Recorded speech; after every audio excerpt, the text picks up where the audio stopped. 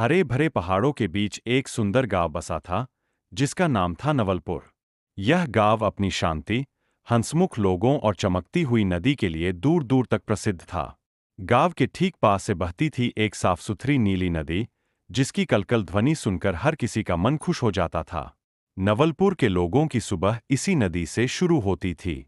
बच्चे नदी के किनारे खेलते, महिलाएं वहीं कपड़े धोती और किसान वहीं से अपने खेतों के लिए पानी भरते। इस गांव में रहता था एक 12 साल का लड़का आरव, जिसे नदी और प्रकृति से बहुत प्यार था। एक दिन आरव सुबह सुबह नदी किनारे पहुंचा। धूप अभी निकली नहीं थी और हवा बड़ी ठंडी थी। उसने देखा कि पानी में कुछ चमक रहा है। पास जाकर देखा तो एक छोटा सा चांदी जैसा मछली तावीज पड़ा था। तावीज पर अजीब सी आकृतियां बनी। आरव उसे लेकर गांव के बुजुर्ग दादाजी हरिराम के पास गया। उन्होंने तावीज देखकर कहा, यह हमारे गांव की बहुत पुरानी निशानी है। कहा जाता है कि जब यह तावीज नदी के किनारे मिलता है, तो गांव के लिए कोई शुभ समाचार आता है। इसी बीच गांव में खबर पहुंची कि पहाड़ों पर बनने वाली नई सड़क अब नवलपुर तक आएगी। इससे गांव के लोग शहर आसानी से जा सकेंगे और अपनी चीजें वहां बेच पाएंगे।